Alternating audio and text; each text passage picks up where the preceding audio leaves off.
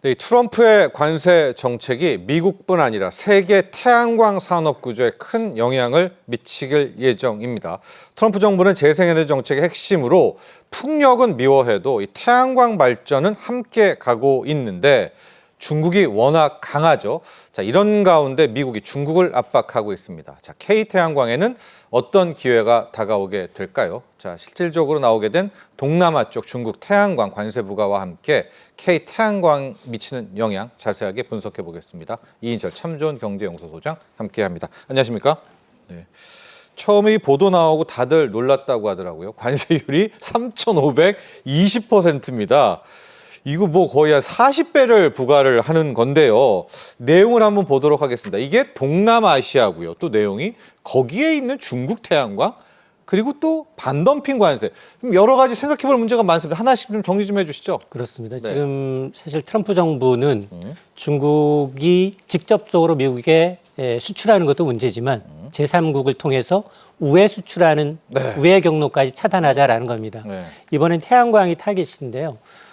미국이 오늘 6월부터 동남아 4개국을 거쳐서 캄보디아, 베트남, 말레이시아, 태국에서 수입되는 태양광 셀과 모듈에 대해서 말씀하셨던 것처럼 최고 3,521%입니다. 네. 거의 뭐 들어오지 않겠다라는 얘기인데요. 네. 여기에 이제 두 가지 관세를 매기겠다는 겁니다. 하나는 반덤핑 관세, 하나는 상계 관세를 부과하겠다라는 겁니다. 네. 두 개를 동시에 부과하겠다라는 건데요. 덤핑이라는 건 말 그대로 시장의 가격을 너무 싸게 후려쳤다. 네. 그래서 경쟁국을 줄이고 있다. 자국에 있는 이제 태양광 기업들이 손해를 보고 있다라는 얘기고 상계 관세라는 건 정부가 인위적으로 보조금 주고 있다. 네. 그 보조금 지급한 것만큼 관세를 얹어서 공정한 경쟁을 유도하겠다라는 겁니다. 그래서 두 가지 관세를 매기겠다라는 건데요. 이는 이제 중국의 태양광 기업들이 관세를 피해서 동남아 국가들의 공장을 세워서 거기서 만든 제품을 미국으로 수출하고 있다라는 이제 우회 수출로를 차단하겠다라는 건데 미국 상무부가 지난 1년 동안 조사를 한 겁니다. 네. 그러면서 이들 기업들이 중국 정부로부터 보조금을 받아서 덤핑 판매를 해왔다라고 이제 판단을 하고 있는데요. 실제로 최근 몇 년 사이에 미국 시장에서 차지하는 수입 태양광 제품의 거의 80% 가격은 저 4개 나라입니다. 이 4개 국가에서 온 수입품입니다. 예. 생산된 것들이어서 자 그러면 과연 상관 관세율은 어떻게 매길 거냐? 기업과 국가별로 제각각입니다. 반덤핑 관세의 경우에는 적게는 6.1%, 많게는 271%. 가격을 후려쳤다라는 네네. 것에 대해서 그만큼 가격을 올리겠다는 거고 상계 관세의 경우는 정부의 보조금을 이유로 적게는 14.64%에서 많게는 800%까지 되는데 이 두 개를 합치게 되면 일부 중국 업체들의 경우에는 최대 4자릿수, 1000포인트가 넘는 관세를 물어야 할 처지에 있는 겁니다. 네. 자, 이렇게 되면 당장 뭐 중국의 태양광 기업들은 직접적으로 직격탄을 맞을 수밖에 없는데요. 사실 아직 최종 결정은 아닙니다. 네. 이 ITC의 이제 국제무역위원회의 최종 결정은 6월에 확정이 되는데 이때부터 이제 시행이 되게 됩니다. 네.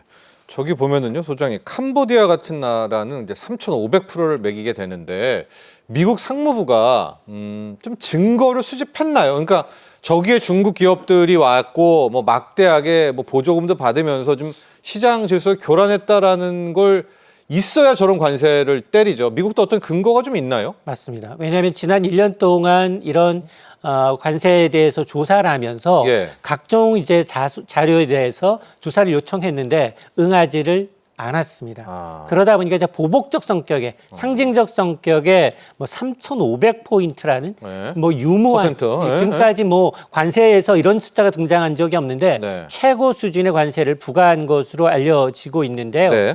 실제로 지난해 기준 이들 국가의 전체 수입량은 약 77%를 차지하고 있는데 특히 베트남의 경우에는 미국 태양광 시장에서 핵심 공급 국가 가운데 하나인데 이렇게 되면 태국은 베트남의 경우에는 사실은 뭐 상호 관세도 굉장히 많습니다. 그렇죠. 46%에 달할 정도로 높은 관세를 묵과하고 있는 상황이어서 이들 국가가 사실상 중국 기업들의 우회 수출로로 활용되었다라는 점에서 미국의 경우에는 자국 산업을 보호하고 또 공급망 재편을 하기 위해서는 네. 상징적으로 이번처럼 굉장히 고율의 관세를 부과했다라고 보시면 되겠습니다. 네. 자, 베트남에서 수출하는 뭐 셀 모듈이 실질적으로 이게 베트남 게 아니다. 중국, 차이나머니, 중국 회사다. 이제 이게 미국의 입장인데 확정은 안 됐습니다만요. 좀 6월이 되면 태양광의 셀과 모듈은 이제 이대로만 가면은 이제 어마어마하죠. 완전히 뭐 중국 태양광은 고사할 수밖에 없는데요. 셀과 모듈은 K태양광이 반사 이익을 얻게 됩니까? 맞습니다.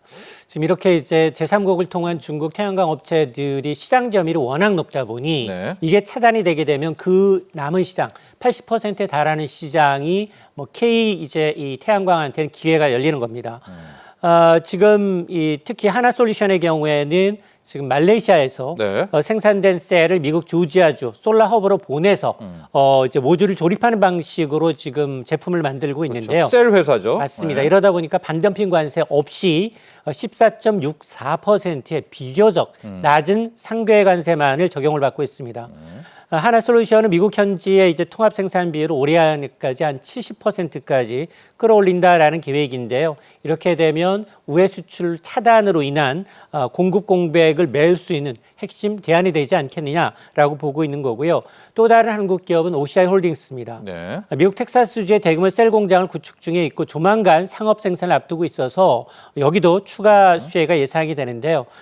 그리고 이제 미국 내 중국 업체들은 이렇게 되면 이제 보조금도 줄 수가 없는 상황이거든요. 그렇죠. 그러다 보니까 이 중단 가능성이 높기 때문에 K태양광은 하반기부터 시작될 미국 시장에서 어떤 본격적인 어떤 기회를 맞이할 가능성이 높습니다. 자, 6월에 정말로 이런 폭탄 관세가 확정이 되는지를 지켜봐야 될 텐데요. 근데 소장님, 이 태양광이라는 게 실은 셀 모듈도 있지만 그 앞단에 폴리실리콘, 웨이퍼 여기서부터 시작해가지고 이제 태양광 발전이 되는 거잖아요. 맞습니다. 근데 중국이 다 잘하잖아요. 그러니까 셀 모듈만 때린다고 해도 폴리실리콘 태양광은 중국이 또 압도하는데 여기는 어떻게 됩니까? 여기에 대한 뭐 미국의 정책은 없나요? 맞습니다. 미국이 최근에 발표한 이제 상호관세 면제 품목에 한국의 이제 태양광 산업의 핵심 소재라고 할 수 있는 폴리실리콘과 웨이퍼가 포함이 되면서 오히려 국내 기업계에는 호재가 될 수 있을 것이다라는 전망이 나오고 있는데요. 아, 그건 또 따로 빼주네요. 맞습니다. 이들 품목들은 태양광 밸류체인의 기초 소재입니다. 예. 셀의 기판 역할을 하면서 모듈 완제품의 생산의 시작점이라고 할 수 있는데 관세 면제로 가장 큰 수혜를 볼 것으로 예상되는 이 OCI 홀딩스의 경우에는 말레이시아에서 연간 3만 5천 톤 규모의 폴리실리콘 생산 공장을 보유하고 있죠. 앞으로 이 공장에서 5만 6,600톤까지 생산량을 더 늘린다는 계획이고 기존의 이제 고관세로 수출 경쟁력이 악화됐다면 면세 덕분에 미국 시장 공략이 훨씬 더 수월해질 것으로 예상이 되고 있습니다. 반면에 중국산 폴리실리콘은 여전히 50% 이상의 고율의 관세가 부과가 돼서 아마 가격 경쟁력에서 밀릴 가능성이 높아 보이고요. 또 태양광 셀과 이제 모듈 제조업체인 하나큐셀 역시 관세 불확실성에 대비해서 미국 내 생산 역량을 더 늘리는 것을 모색을 하고 있는데요. 이처럼 지금 미국이 지금 태양광 공급망에서 어쨌든 중국을 지금 추진하고 있는 만큼 한국 기업들이 굉장히 안정적인 공급처로서 K태양광의 글로벌 입지가 조금 더 강화되지 않겠느냐라는 분석이 나오고 있습니다. 자, 지금 이야기해 주신 이대로만 확정이 된다면 6월 지나고 나면 정말로 중국의 태양광은 뭐 무너질 수밖에 없겠고 우리 K태양광이 급부상할 텐데 중요한 건 시장성 아니겠습니까? 소장님, 트럼프 대통령은 신재생 싫어하잖아요. 근데 태양광은 좀 봐주는 건가요? 아니면 미국의 지금 태양광은 어떻습니까? 사실 태양광이라는 건 온실가스를 배출하지 않으면서도 재생 가능하고 환경에 미치는 영향이 적죠. 태양이 매일 지속적으로 이제 존재하기 때문에 무한한 에너지 기반이 좋습니다. 네. 그럼에도 불구하고 조금 제약적인 측면을 본다면 발전 효율이나 아니면 공간 차지 그리고 초기 투자 비용이 굉장히 많고 네. 이게 지역적 이 기반으로 하다 보니까 그동안은 중국이 압도적으로 이 시장을 주도해 왔습니다. 네. 그러다 보니 지금 미국은 현재 세계 최대 태양광 시장 중 하나입니다. 지난해 이제 신규 보급량만 하더라도 약 50기가와트, 1년 전에 비해서 21%가 증가했습니다. 예.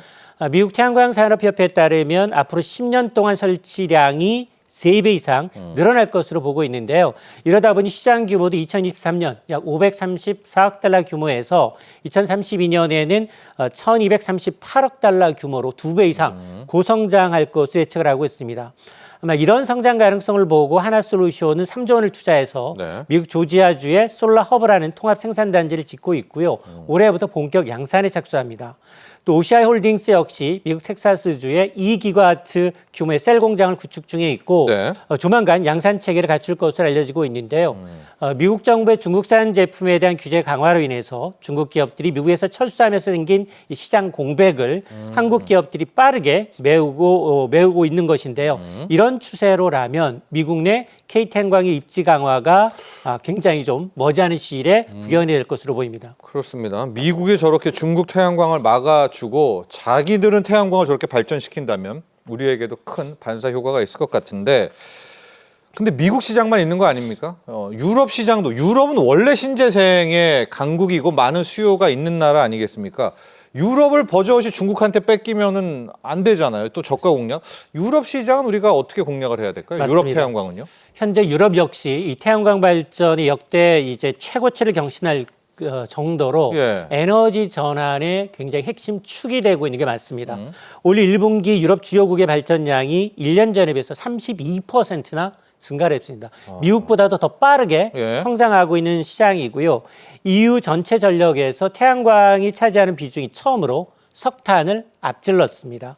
특히나 영국은 사상 최고의 발전량을 기록하면서 자급 가능성까지 보여주고 있는데요. 네. 이처럼 태양광은 이제 유럽 전력 시장의 어떤 이제 중심으로 급부상하면서 기술 효율 향상이라든가 설치 인프라 간소화, 또 설비 가격 하락 등의 굉장히 성장의 박차를 가하고 있는 상황입니다. 네. 앞으로 이 태양광이 유럽 시장에서는 향후 10년 내 유럽의 전력의 주축이 될 것으로 보고 있는데요. 자, 문제는 미국이 이런 전력, 태양광 시장에서 탈중국을 시도하고 있면서 견제가 강화가 되고 있지만 아직 유럽은 그렇지가 못합니다. 저 싸니까. 맞습니다. 네. 미국의 견제를 받고 있는 중국 기업들이 미국을 대신할 시장으로 오히려 유럽을 공략하고 있다라는 얘기거든요. 네. 이에 따른 이제 대응이 좀 필요해 보이고 따라서 중국 기업들의 저가 공세와 또 미국과는 달리 관세 장벽이 굉장히 낮다라는 점이 오히려 국내 기업들한테는 리스크 요인으로 작용할 것으로 보입니다. 따라서 한국 태양광 기업들이 유럽 시장을 공략하기 위해서는 좀 차별화된 기술력 그리고 현지 파트너십을 통한 이제 이 현지 이 화도 굉장히 중요한 전략으로 먹힐 것으로 보입니다. 또 하나가 약간 걸리는 게요. 중국을 막아주는 건 좋은데 이렇게 되니까 인도로 또 몰려가서 인도는 또 미국이 그러니까 전략적으로 키워주지 않습니까? 인도 태양광이 뜨면 우리 K 태양광의 이 좋은 기회를 또 날릴 수 있는 거 아닙니까? 맞습니다. 이번 이제 G2 간 관세 전장의 여파로 인해서 애플사가 중국에서 만드는 아이폰을 인도 물량으로 공장으로. 전량 이제 대체할 움직임을 보이고 있는데 실제로 태양광도 비슷합니다. 지금 미국이 중국 태양광 규제가 강화되다 보니 인도가 새로운 태양광 셀 공급처를 급부상하고 있는데요. 네. 인도의 셀 생산 능력은 1년 전에 비해서 25기가와트로 3배가량 늘었습니다. 지금은 사실은 인도의 내수용이 대부분이지만 네. 그러나 생산 역량을 2배로 확대한다는 계획을 발표하고 있기 때문에 미국 등 해외 시장으로의 수출길이 열릴 수 있다는 겁니다.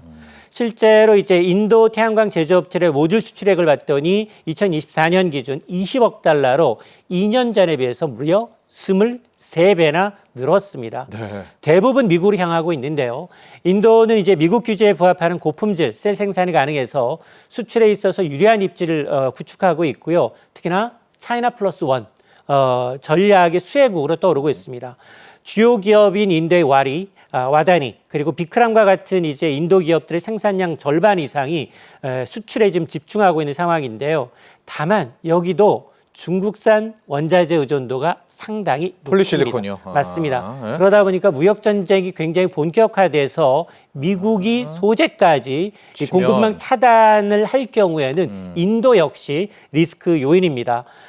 현재 대부분의 인도 태양광 제조는 중국의 1, 2위급인 원자재 공급업체로부터 재료를 조달받아서 지금 만들고 있는 상황이기 때문에 중국 무역 전략의 직접적인 영향권 내에 있다라는 겁니다. 네. 따라서 이제 이런 부분에 대한 이제 우려가 우리와 이제 경쟁에서 우리가 이쪽 부분 원산지 규정이 강화할 경우 이 대안이 필요한 상황입니다. 자, 여러분 태양광을 하다 보면은 결국 이야기가 또 ESS 에너지 전향 장치로 가야 됩니다. 왜냐하면 이제 태양광이라는 게 늘 수시로 우리가 그 전력을 발생할 수 없기 때문에 전력이 많이 나온 것을 저장 장치에 담아뒀다가 사용을 하는 건데요. 소장님, 지금 이제 이 태양광 뜨니까 ESS도 미국 내에서는 함께 뜨고 있다고 합니다. 우리나라는 이게 배터리 아니겠습니까? 또 다른 맞습니다. 기회가 될 수 있지 않을까요? 맞습니다. 태양광이 이제 날씨에 굉장히 좀 의존적이고요. 네. 이 생산된 에너지를 좀 저장해야 되는 문제가 있습니다. 이러다 보니까 전력 수요는 폭증하고 있습니다. AI 데이터 센터 구현에 필요해서는 다양한 재생에너지의 확대 흐름이 필요한 상황인데 여기에 이제 ESS 에너지 저장 장치 산업이 급성장을 하고 있습니다. 네. 이 AS는 전력을 저장해 두었다가 필요할 때만 공급하는 네. 구조입니다. 그러니까 전력망 안정화와 재생에너지 변동성의 보완 역할을 하는 중심 기술인데요.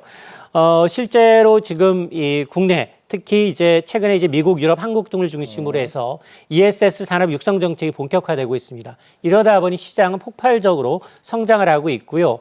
아마 2030년까지 유럽 내 ESS 누적 설치 용량은 57기가와트로 한 5배가량 늘어날 것으로 보입니다. 네. 특히 우리나라 기업 가운데 LG에너지솔루션, 삼성 SDI, SK온과 같은 ESS 전용 배터리 생산 확대에 속도를 내고 있고 전기차 배터리가 지금 캐즘으로 조금은 주춤합니다. 네. 그런 상황에서 이제 ESS에 따른 재사용 흐름에 주목을 하고 있습니다. 다만 여기도 경쟁자가 있습니다. 중국의 LFP, 이른바 이제 리튬 인산. 또 중국이네요. 그렇습니다. 네. 전지가 시장 점유율 한 30%가량을 차지하고 있기 때문에 비용과 안전성 측면에서 경쟁력을 얼마나 확보하느냐가 관건인데요. 그럼에도 불구하고 ESS 산업은 아직 이 전기차 시장 성장과 더불어서 제2의 배터리의 격전지가 될 것은 분명해 보입니다. 자, 지금 보니까 전 세계가 태양광 플러스 ESS, 이 태양광 ESS 이 짝꿍에 정말 많은 투자도 하고 발전도 이루어가는 것 같습니다. 우리나라가 뒤처지지는 않고 있는 건가요? 우리는 앞으로 또 어떻게 대응을 해야 될까요? 그렇습니다. 이 시장이 빠르게 이제 성장을 하고 있고요. 그러다 보니까 우리 3사들의 경우에도 이 시장을 선점하기 위해서 빠른 투자가 이어지고 있습니다. 특히 이제 중국산 ESS 제품에 대한 이제 고율의 관세가 부과됨과 동시에 기회죠, 우리한테. 그렇습니다. 네. 에너지 안보 강화 정책에 따라서 우리 삼성, SDI, SK온의 경우에는 전기차 배터리 생산 라인을 ESS 전용으로 전환하면서 생산 효율을 높이고 있고요. 또 미국의 고율의 관세로 중국 기업들이 시장 점유율이 줄어들게 되면 K 배터리 기업들은 북미와 유럽에서 반사이익을 기대하고 있습니다. 하지만 여전히 우리도 중국산 소재 의존도가 높다라는 점, 그리고 오히려 우리 국내 시장에 중국 기업들이 굉장히 진출하고 있다라는 점은 리스크 요인인데요.